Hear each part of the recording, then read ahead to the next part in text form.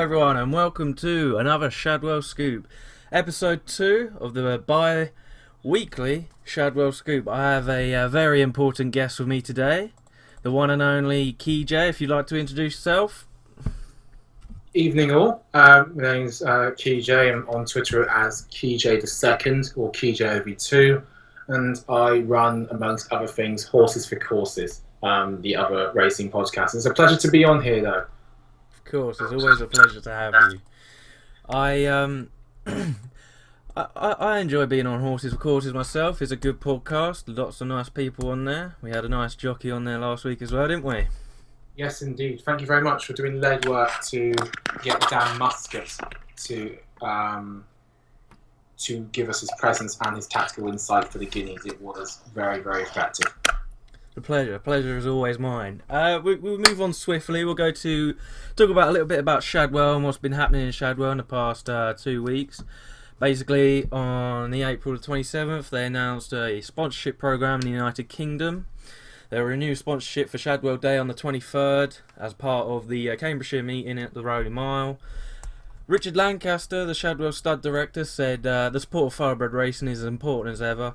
It gives us a chance to invest in the sport Sheikh Hamdan loves. We're particularly pleased that so many French breeders have sent their mares to Muharrar, and we're just going to keep progressing from there. I think it's nice to see that Shadwell going in with air and amongst other courses, just to pretty much provide help for anything really, any sort of sponsorship that they need. Another big change happened, today basically. Shadwell welcomed the appointment of a new assistant stud director, and his name is James O'Donnell. He's been with Juddmonte for 4 years as a nominations manager. We say farewell to Johnny. He's been quite well, after 16 years he's been with Shadwell. He's going to make his own bloodstock consultancy business, and Richard Lancaster also commented on this, saying he'd like to thank Johnny for his contributions, and we all wish him the best of luck in his new venture, which I think is very fitting, and I'm pretty sure he will do well considering the amount of experience he's got. We're going to move on anyway to the other part of Shadwell, looking at Shadwell, everything about the blue and white. We got Massat. He ran a big race in the Guineas, coming second to Galileo Gold, who is by Paco Boy, not Galileo, just to clear that up. Did you watch the race at all, Keej? I did, yes. I was impressed with Galileo Gold's performance. He was a very, very clear winner. Perhaps not as clear as the winner of the 1000, but authoritative nonetheless. Definitely. What do you think happened to Air Force Blue there? It's really difficult to tell. I'm quite sure it was not anything to do with stamina. I really don't buy that. He didn't travel well enough for it to be the case, and plus also he extended at the end of the Dewhurst. I think it might be possible that his winds may have been playing up. The quick stopping might point one in that direction. And we have to take into account the fact he may not have trained on. The Warfront record this side of the Atlantic is not good. Yes. I saw... I don't know really what happened myself. Aidan O'Brien said he trained him too much. I overtrained him. I didn't know there was such a thing as that, but you never know. Before that, we had Wadi in the Palace House Stakes. John Gosden was very pleased. He said it was a good run. He said, I was pleased, it was a very good run, which is nice to hear. I'm quite happy about that. Taff Keith ran a pretty alright race. I spoke to Paul after, and he said he's still a big baby. He'll improve massive amounts over the course of a few months, whatever. He just blew out, really. He was travelling so well and then just didn't find anything. Quite disappointing, but as Paul said, he's still a baby, really. And no Takwar in there. We had Tawakul, who was the last runner on the day for His Highness Sheikh Hamdan. Didn't find much for Mark Johnston. But we also can't forget the Suffolk Stakes. Mutamakin didn't really get into the race at all. I'm not sure what happened there. Nothing really to know. Hopefully he improves. It was the same as Air Force Blue by Warfront, but you'd hope he'd give a better account of himself next time. We go on to the next day where we talk about the 1,000 guineas. No Hamdan runner, but obviously Aidan O'Brien mightily impressive with a 1-2-3 minding. Do you think she'll go for the Oaks or the Derby? I see it being the Oaks, mainly because of the faith that O'Brien has in US Army Ranger and the fact that the Derby picture is cloudy but still mainly with his horses. And I think there has to be a decent chance he can pick that off. I think it's important that they believe she'll stay. I think Cornwall thinks she will stay. I think Ryan Moore definitely does. Her breeding suggests she will. Everything from Galileo does. There's the dam side, possibly there's been grey areas, but she races as if she'd get it standing on her head, and got a mile at 2 easily, extending at the end of her races. So it all looks quite good. But if the more trial winners O'Brien has, the more temptation there has to be to keep it to the colts. Yeah. Swiss range, obviously impressive for John Gosden. Could go up against her in the Oaks. Swiss range is really, really good. Quickened up very impressively. May go for the Diane. However, Gosden has, I think, bigger doubts about her going 12. And it's interesting because even Song didn't get the greatest of runs and made a lot of ground up late. And it was proving difficult to do that in Newmarket over the 2 days. Yeah. And the last race on the day, we had Takdir, who came out the race. He came out the stalls pretty poorly, really. He got squeezed out in his last, going down to the last 2 furlongs. Managed to quicken up well. Paul Hannigan, I don't think, even used the whip once. And he beat a nice looking Godolphin colt. And I thought it was quite a nice run. He looks to go on to the Dante. I'm not sure if that's a little bit too quick for him in terms of a turnaround. And then hopefully go on to the French Derby, if not the actual Derby. So he looks good. Prize money was the second, of course, but I think giving weight away to Takdir, he couldn't really ever get into the race. That's the nature of handicaps. And moving on, we go on to the Lockinge. A little while away now. A little anti-post. I know William Keejay likes the anti-posts. Who do you like here, William? For the Lockinge? Yes, sir. I think Amazing Maria ran a nice race in the Dahlia Stakes. She's a pure miler. It was a step back to the form that she was showing through the middle of last year when she won 2 fillies Group 1s very impressively. And I think that she could be a touch of value having had the run. It looked as if it would bring her on quite a bit. And everything went wrong for her in the Dahlia Stakes. Never got any cover, raced quite keenly. Flattened out. I think Usherette had a run, and Arabian Queen stays further. So it was a nice run, and she can step forward for it. Definitely, yeah. If I remember correctly on your podcast, actually, the Horses for Courses, I think I mentioned Usherette, 25-1 or 20-1 odd. I said I'd take that, but I didn't take that on the day. Personally, I liked how Tormore did his race. He was quite impressive. Bellardo didn't live up to the hype in that race, but I think he was a little bit too far back on the day. We know Lamato's classy as anything. Same with Time Test, really. But they both lead the market at around 5s and 6s. But I think Arrow could be a nice looking price here as well, considering he didn't do anything on his reappearance, but he would have needed that run massively. Yeah, I'm a fan of Harold as well. I do think this is going to be a deal. He'll sit up front end. Should take all the passing. I think it could get quite hot on the front end. It'll be interesting to see how the pace shapes up, but I could definitely forgive him at his price. Yes, definitely. I think we'll move on from that. We'll come back to that when we have actual proper entries and declarations and whatnot, of course. We'll go to the Kentucky Derby, or Derby as people will call it. What did you think of the draws? Did you see the draws yesterday? Did see the draws yesterday. Ah, well, Nyquist 13, Mohaymen 14. So, they're actually going to go pretty much together, you'd say. Yeah. Considering Mohaymen ran, 53, 54 yards, I think more than Nyquist when getting beat by him.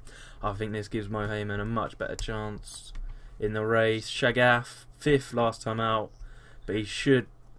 I'm not sure how he'll live up in this sort of company, really. Nyquist's obviously going to be the strong favourite, considering everything he's done. Mo Tom, I don't think, can be discounted at all. Neither can Creator. Who do you like in here? I don't mean to toot the horn, but actually I will. I did back Nyquist, and I've been quite keen on his price through the winter. I still think it's a fair favourite at 72. 13 is okay. It's not brilliant, but it's okay. And it's the same for Mohaymen. Any further than that, maybe you've got a problem. In terms of value on the day, I keep coming back to Destin, who beat Outwork in the South Tampa Bay Derby, gave £4, looked as if he could improve. Obviously, I think Outwork has gone and improved since, but Destin's landed the better draw, the 2. That 14-1, I think, still big. And the other 2, there's a couple I think will run bigger races than their price suggests. Danzig and Candy was one, but landed the 20 spot, and that is going to be difficult for a horse who sits prominently. I felt that sudden breaking news was unlucky not to be Creator, and that had he had either 10,000 managed to get going a little earlier, then I think it would have gotten very interesting late. The 2 spot has its dangers, but a good break, and he shouldn't need to do too much to kind of find a gap. And I don't know, just quickly, about how much pace there is. Race. I think it's going to be rapid, personally. If it's going to be rapid, then he's favoured, and favoured quite well, because he looks a proper stare. Yeah, I'm not too sure of Americans, how they run it, but I've only been following the top ones like Mohaymen and whatnot. And Nyquist, I know Nyquist went a blistering pace last time when beating Mohaymen, so you never know there. One I really like, I don't know why I'm so keen on him, but Lani, 30-1 or something like that around. The Sporting Life say he beat Polar River. She's obviously one of the best maiden has seen this season. I mean, Dubai have seen this season, and I think 30-1's a massive price because he's not badly drawn either. He's in number 8. He gets out. He just sits prominently behind. And I think he could possibly be in with a good place shout. But obviously, I have to keep coming back to Mohaymen. I think that 4th that 4th for him does just like doesn't really discredit him, but everyone keeps knocking him for it. They don't give him as much respect, but they don't understand the amount of times he's been out wide, and on his last 3 runs he's been out wide every time. So, and then he's got this one to be out wide as well. So you never know, really. You never know. I hope he does win for the McLaughlins and get them their first Kentucky Derby. Yep, I think he's got a massive future. Kieran McLaughlin, he's well established, and Godolphin are beginning to turn the fortunes round worldwide, but have done more in Australia and America in particular, and McLaughlin's at the centre of that, so he's there to stay. Yeah, definitely. Do like Kieran a lot, and I think the stable's so open. It's good to see. I like it a lot. I think on the same day we'll go to the Patem Spring Trophy, the 2:45 at Haydock, and we have Marquez in here for His Highness Sheikh Hamdan, Owen Burrows and Paul Hannigan, all off level weights here, so it's all about whether or not the best horse in the race does win. Have you had a look or anything like that? No. Okay. Well, basically, I think Marquez has got a good enough chance here. ran well on his reappearance 14 days ago, 2 weeks ago now. Well, on the day, coming 5th to Home of the Brave in a hot King Richard III Stakes. Only lost out by 4 lengths, but should, in theory, be much better than that because he was contesting in Group 2s against Cable Bay and Lamato last season. So now he's fit, he's had a run. Hopefully the mentality's back because I think after a horse has had a race, they start to get that mental like toughness and edge back because when they're on their first start back, they're mainly just sleeping and needing the run, not just because of fitness reason but because of mental reasons as well. So hopefully, I think Marquez could come back from this. We've got the likes of Colsty in here who ran a good second, and yeah, You're Fired. I always liked. And Absolutely So hasn't run for 300 days. But for me, I think Marquez should run a big race. And you said you haven't had a look into this one at all? I have. Oh, you had? Sorry. Yeah, sorry. Oh, go on. I think Marquez stands as good a chance as any. The key form from last October, the Dubai Challenge, is held by So Beloved, but some of the Elmira runners have needed their reappearance, and that may be the case again. I think it's a tricky one, and I can see him going very well. Perhaps Colsty might be the one, just because the Hannons are fit and ready, and they're firing in a few more winners of late. Yes. We'll have to have a look at that, definitely. Would you like to move on to the 210 at Nottingham? The maiden stakes. I think I'm just picking them all out because they're Sheikh Hamdan runners, but you know, we'll go to Mustalib, a gelding by Ifaraj. Throughout the race here, we got 6 runners who have had a run out of the 9.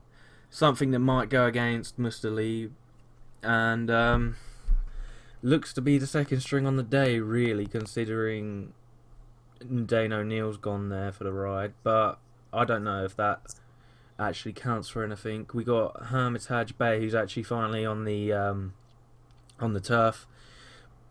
He hasn't been impressive at all. He's been on the all weathers, cost 750,000 by Warfront. Should have been a lot better than that, but no. Still kicking. Finished last on all-weather debut, and on the 4th on the next run. So got a bit to improve there. You got a bit of a quirk, a little bit improved on second start, but nothing really. All the runners here are susceptible to an improver, I think. Like Mustalib, he is a half brother to 3 winning sprinters. They're at 6 furlongs here. It does can make you question why he's a gelding at a 3-year-old. Like, has there been some sort of problem with him? But the yard has been relatively quiet. They've had 1 winner in 30 runs. So, for me, if I did have to pick one, I would go for Mr. Lieb, hoping Hermitage Bay can turn it around, personally, because I quite like him, but you never know what can happen. Hermitage Bay should go off the short price favourite, and the favourite won this last year. So, yeah, it's a tough maiden. Have you picked anything at all, or? I have actually looked at this maiden. I don't really like any of those that had a run. I'd be thinking that Justice Smart and Musalib probably go off fairly short prices and probably actually take the beating. They don't look to have much to beat. Heritage Bay is rated 80 only and has had 4 runs, and the rest don't have official ratings, but RPR's rating from 27 to 69. So yeah, there might not be as much in there as we think. I'd think he can go well, and I think so can Justice Smart from last year. Yeah. Justice Smart is a half brother to Best Not Argue, so that's quite a 7 furlong winner. So he's got quite a few winners in his pedigree there. Yeah, hoping for a good run from Mustali myself. Should we move swiftly on to the Oaks Trial? We got yes, the 325 at Lingfield. 1 mile 3 furlongs, and we know the favourite should be Mountain Belle. A winner on her second start by 10 lengths to Rex Bell. She, I think it was awful ground basically. It was on soft ground. She ran well anyway by winning 10 lengths. That might have over exaggerated it just a little bit, but she's a half sister to. Well, her dam is a half sister to a Spanish 1 mile 2 furlongs winner in A.S. Sally. So they got a few winners in the pedigree. Rated 95, the highest rated in the race. 7th Heaven looks to be the main danger, you could say, for the O'Briens. And then you got Capricocious Cantor. I hope I said that right. I'm pretty sure I did. One on not on debut, on the second start. Fred Dunlop, and he's absolutely firing at the moment. Who do you think in this race has a good chance? It's a tight and competitive renewal. Wouldn't be discounting anything, perhaps even including Natural Beauty, who's the 20-to-1 outsider. Had a look at Mountain Belle's form. It became a fast at Windsor because of the state of the ground, although the second was not beaten far in Algometer's Newbury Maiden, which is proving to be one of the more reliable pieces of early season form. You've got 7th Heaven, who did everything wrong on her 2 starts last year, but has always been waiting for this trip, one feels, and she was quite impressive at Dundalk when she got going, staying up really well. I think she'll be a different horse at this trip, although she's not beaten an awful lot. And the form of Mountain Belle's defeats on debut, when she was unlucky to be beaten, it has actually worked out quite well from a long-term perspective. I think I'd be just favouring her, although Architecture and Chino Series have decent juvenile form.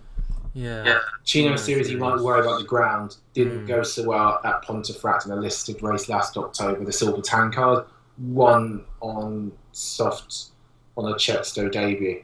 Yeah. She's got 2 winners behind her on her debut as well, so that boosts the form a little bit, minorly.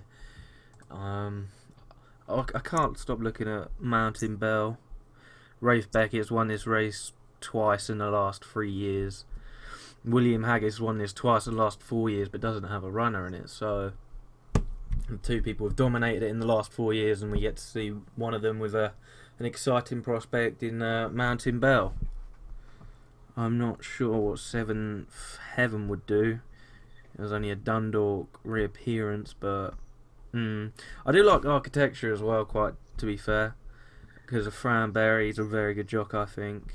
He's doing really well with Rafe Beckett, but he's got a retained rider on it, on his filly. So, who are you picking for the race? Mountain Belle? Yeah, Mountain Belle. Probably a watching brief at the prices, but if I was to have a bet, it'd be her. Yes, same for me. Just watching brief. And then we move on to the Derby trial, the 4 o'clock at Lingfield. You had a look at all? I have had a look at the Derby trial. It appears to be interesting. Quite a trappy renewal with no respect to any of the runners. But there's potential in there from all 5 of the contenders. Yeah, I think it might get a little tactical like the race before as well. Yeah, definitely. That is a possibility. I like Winning Story, won on debut at the Craven meeting. Open to plenty of progress by New Approach, won by 2 lengths to Dakik. I like him a lot, but they haven't done anything in this listed trial race ever, I don't think. So I'm not entirely sure how that'll go. And then Aidan O'Brien won this twice in the last 3 years, and Michael Stout's won this once in the last 3 years.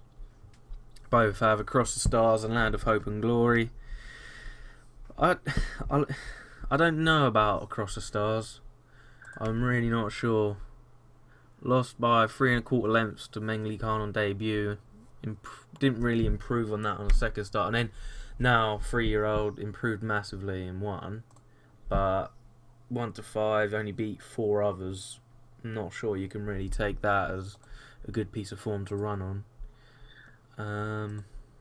Yeah, I think I'd probably have to go straight again here with the favourite and go for Winning Story. What would you be going for, William? Again, it may well be one of those watching brief races, but the form of Winning Story's debut is working out very nicely. Land of Hope and Glory was disappointing on his reappearance, and I wonder how much he'll come on for it, given that the O'Brien horses who have travelled over to England have been quite tuned up. They've been quite tuned up for their reappearances in general, as a rule. So you wonder how much improvement he may take forward from that. I think Carntok,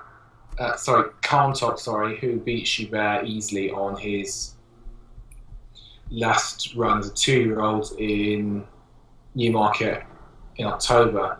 It might be interesting. Schubert has since run 2 respectable races and is now rated 91. That's a high standard of collateral form. Bluebeard is another winner since.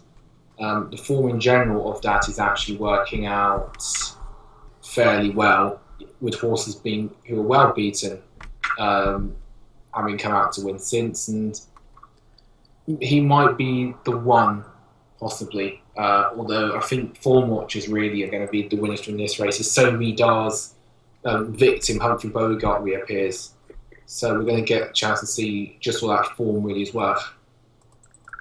Yeah. I don't think you can discredit Humphrey Bogart either. Ran 17 days ago in a Derby trial. Again, a conditions race. A little bit better this race now, I think. But Somi Dar beat him by half a length, and he travelled really well. I liked him a lot.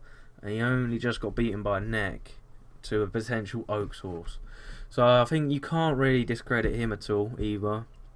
He's a 4 favourite, I guess you could say, and 4 to 1. Not gonna really give him much away in this sort of race, but I like him a lot. I like Humphrey Bogart a lot. I'm just not sure if it's a little bit too quick, or when he's 17 days, how fast does it actually need to come? So yeah, I'd probably go with.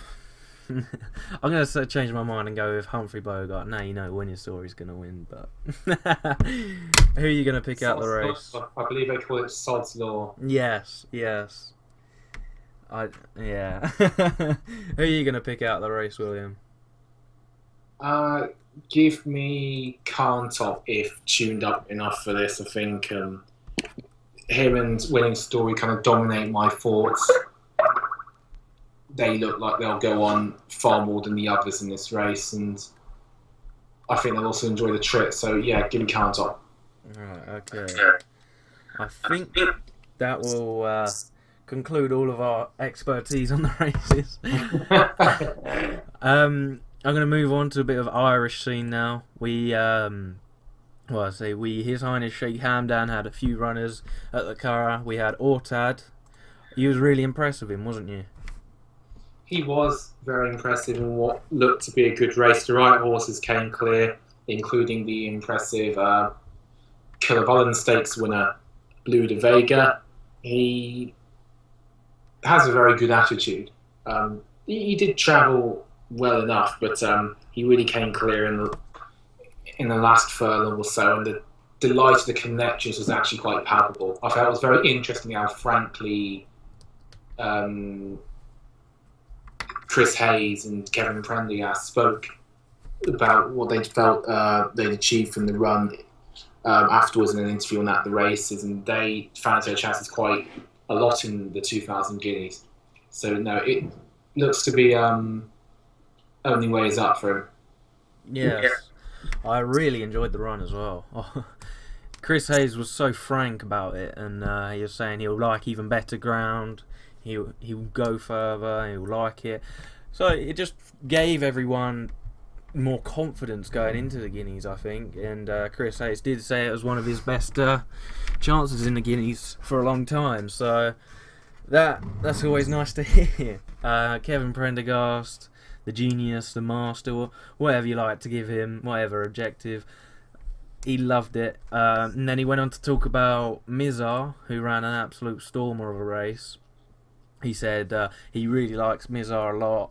He should come on for now. He's a 3-year-old, and boy did he won by 3 3/4 lengths in the Hotel Maiden Stakes. Keejay, I'm not too sure what that is, but he won well. He won really well, and unfortunately the other 2 runners on the day, Madrus and Ared ran quite well, I thought, in a 26 runner handicap. He came 3rd in the end by 3 3/4 lengths.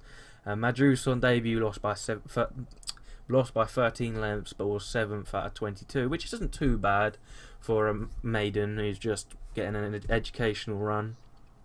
Then we had Molk, 3 to 10 favourite, won by 2 3/4 lengths. Looked like he could absolutely go further, much further.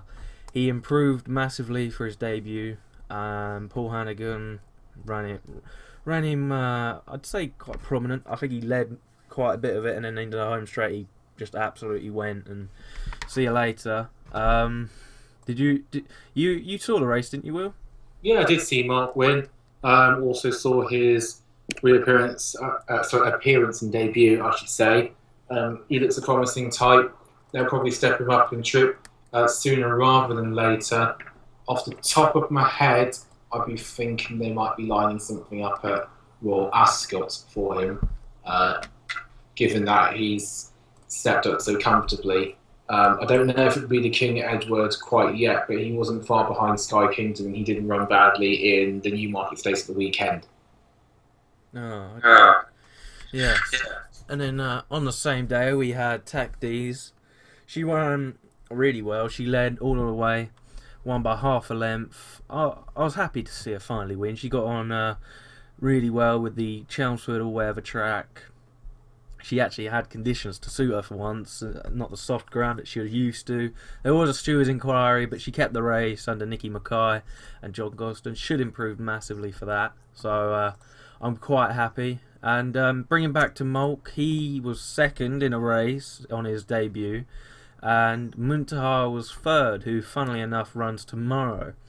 So that form has been franked quite a bit. In the 540 in Nottingham, Muntaha runs, and I like the chances of Muntaha quite a lot. Poet's Word's got a little bit more experience, just the one race more than him, and they're both joint favourites at the moment. But for me, if Muntaha's round, if he leads again, I think this time he's going to be much tougher to peg back, even though he's up an extra 2 furlongs, and he's down in class. Should run well, I think.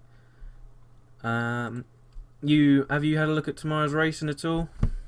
At Chester, yes, I have. And who do you like? I think Dartmouth has to be the bet of the day in his the Ormond Stakes at Chester.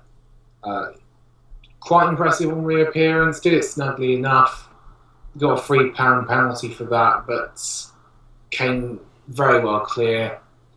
His form last year in handicaps has been quite impressive. Won a nice handicap at Ascot and then doubled up at Goodwood.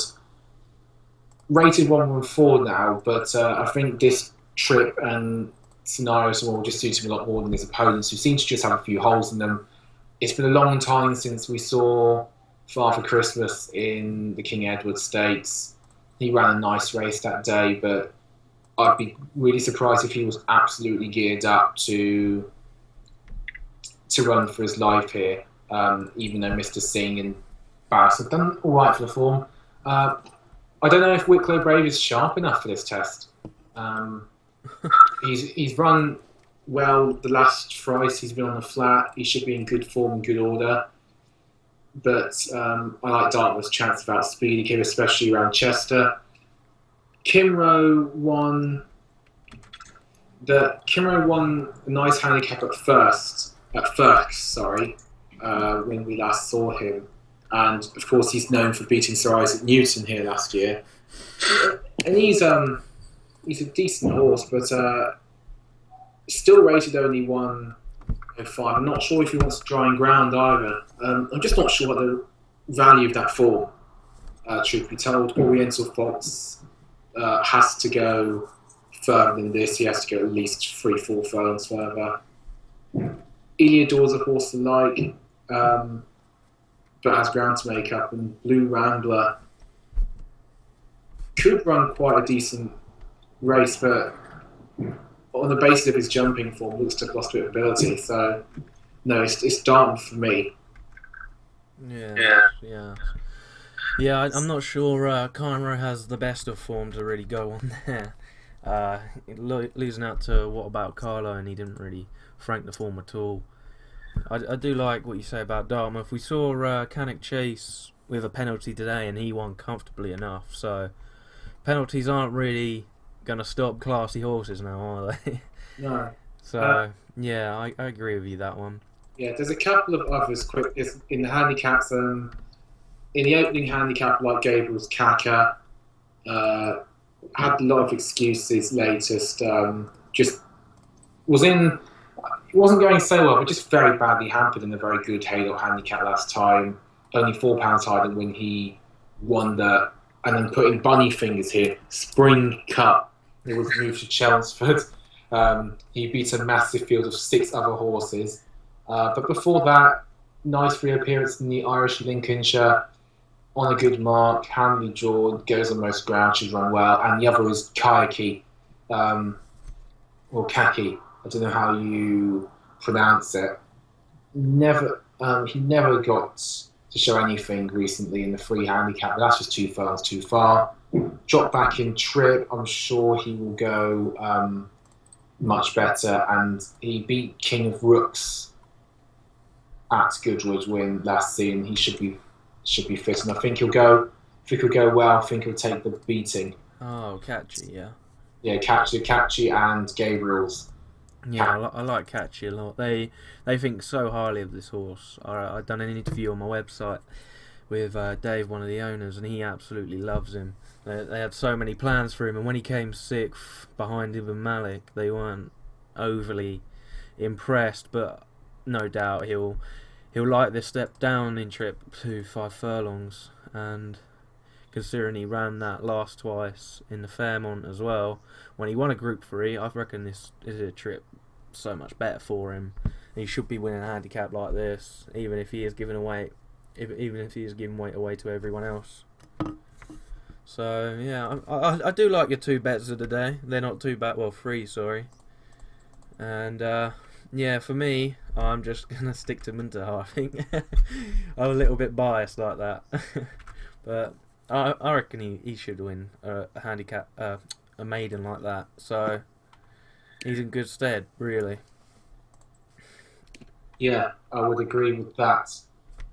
And you have Alna Sharma on the day, but I think I'll save that for everyone to have a look at on my UK runners tomorrow or tonight, depending on how people want to have a look at it. But anyway, I think that's going to wrap it up for another Shadwell Scoop. Unfortunately, there were no guests today, but in about 2 weeks' time, when we're back with the bi-weekly series, episodic series, we'll have another guest, I think, or a guest. Thank you to Will for being our guest. The pleasure's been all mine. Really enjoyed it. I'll be sure to listen and maybe tune in future. Will is always the main guest, just so you know. Cheers for listening. I hope you have a good day. Tschüss. Later. A day.